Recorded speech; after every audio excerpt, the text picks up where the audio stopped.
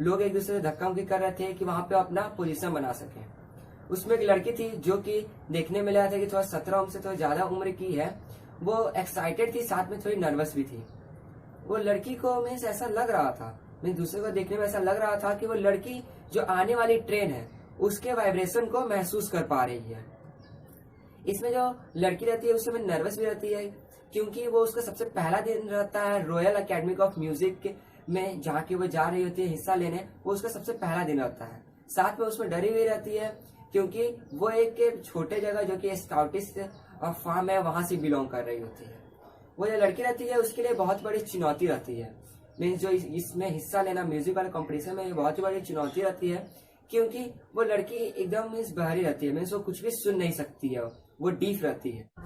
दोस्तों जो इसका सेकंड पॉइंट है, उसमें बताया हुआ है कि जो इविलियन ग्लीनी थी उसका जो हियरिंग लॉस था वो धीरे धीरे हुआ था। मीन्स एकाएक वो हियरिंग लॉस उसका नहीं हुआ था।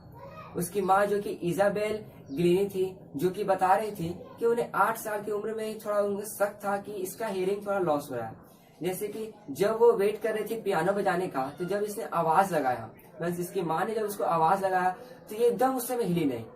तब इसकी माँ को थोड़ा लगा कि ये कहीं ऐसा नहीं कि ये सुन नहीं पा रही है उस समय, लेकिन ये बार बार थोड़ा अपने आप को बचा लिया करती थी। मीन्स जो इवलिन ग्लीनी थी वो कोई भी नाटक करके या कोई बहस करके कोई बात करके ऐसा महसूस करवा देती लोगों को कि हाँ उसे सुनाई दे रहा है, बल्कि उस वक्त उसका जो हियरिंग लॉस था वो थोड़ा कम होते जा रहा था।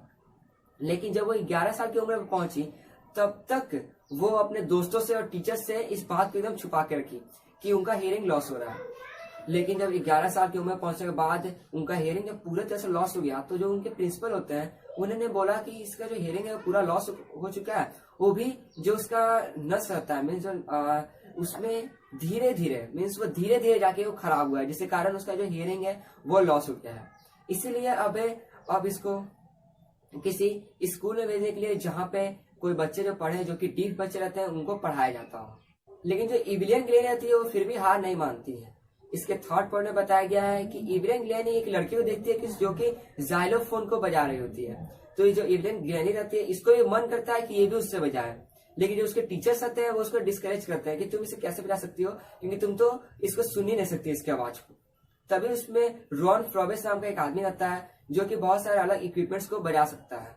मीन्स तभी उसने जो इविलियन ग्लीनी थी उसको उसने देखा उसके पोटेंशियल को कि हाँ ये इसमें चाह रखते हैं इसको बजाने का, इसलिए उसने उसको सोचा उसको सिखाने का।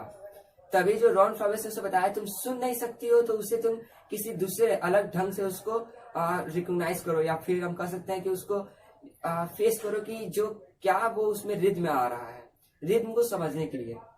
तब जो लड़की आती है जब उसमें ड्रम को बीट कर रही होती है तो अपने वेस्ट मीन्स जो कमर रहता है उसको नीचे कर लेती है, और जो कि छोटे ड्रम्स रहते हैं और जो हाइट पे रहता है उसको थोड़ा ऊपर उठ के उस ड्रम को जो वाइब्रेशन होता है उसको महसूस कर रही होती है।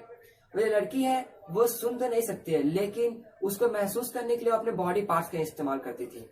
वो अपने बॉडी पार्ट से ही, फिंगर्स से, हेयर्स के हिलने के स्टाइल सबसे वो अब जान सकती थी कि वो क्या बजा रही है रिद्म में।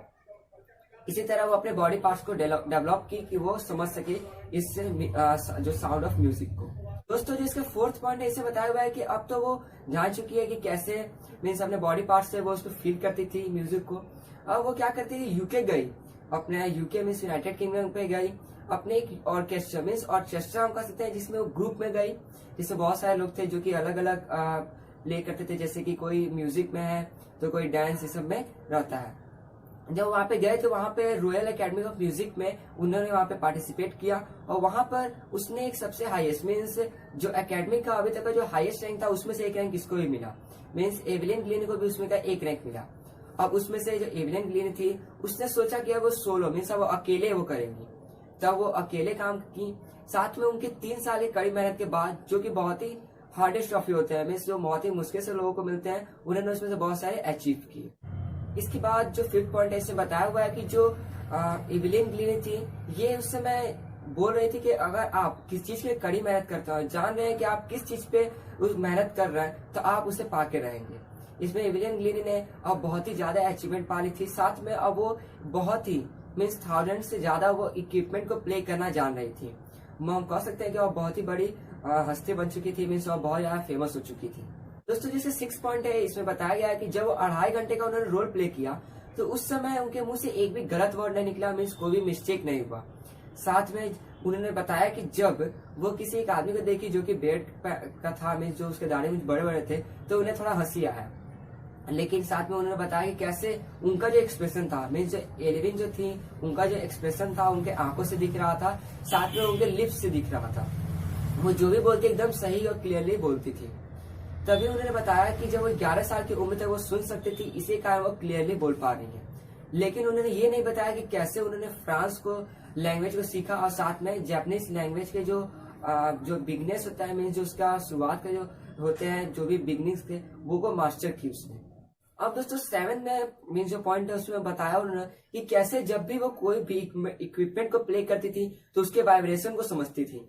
इसीलिए जब भी वो जाइलोफोन को प्ले करती थी तो उसके अपने बॉडी पार्ट से वो वाइब्रेशन को समझा करती थी।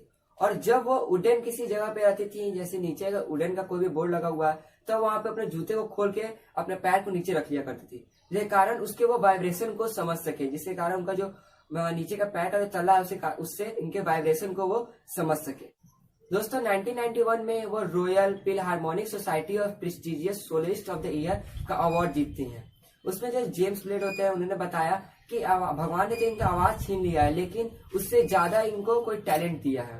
साथ उन्होंने बताया कि ये जो है मिस एल्विन थी वो किसी भी काम को करती थी तो उसको अपने हार्ट से करती थी। मिस जो और आदमी भी हैं इनके जैसे जो गाना गाते हैं साथ में म्यूजिक को प्ले करते हैं, उनसे ज्यादा डीपली ये उस चीज को करती थी, जैसे इंस्ट्रूमेंट को प्लेइंग करना, उससे ज्यादा डीपली ये करती थी। दोस्तों 9 पार्ट में बताया गया कैसे उन्हें ये हार्ड लगता था, मीन्स कोई भी काम को छोड़ना, मीन्स कह सकते हैं कि काम से हटने उनको बहुत भारी लगता था। वो सोचती थी कि वो इससे भी और हार्डर काम करें। इसीलिए दोस्तों वो बहुत सारे जैसे कॉन्सर्ट अपना क्लासेस भी करती थी, साथ में वो जेल में और भी बहुत जगह जाके हॉस्पिटल्स में जाके अपना शो को परफॉर्म करती थी, वो भी फ्री में।